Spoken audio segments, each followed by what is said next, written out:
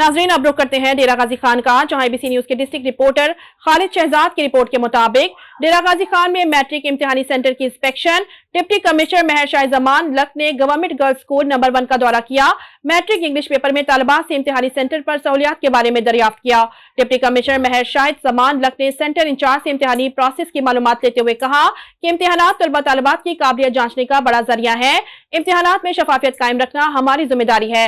तालिबात को पुरसुकून माहौल की फराहमी के लिए तमाम वसाइल इस्तेमाल में लाए जाएं। इम्तिहानी मराकज़ में गैर मुतल्लका अफराद पर कड़ी निगाह रखी जाए। महर शाह जमान लक ने कहा कि नाजायज ज़राए इस्तेमाल करने वालों के खिलाफ सख्त कार्रवाई की जाएगी। जिला में इम्तिहानी सेंटर्स की चेकिंग का अमल जारी रखा जाएगा। डिप्टी कमिश्नर ने तालिबात की रोल नंबर स्लिप्स, शनाख्त और दीगर पड़ताल अमल का भी जायजा लिया।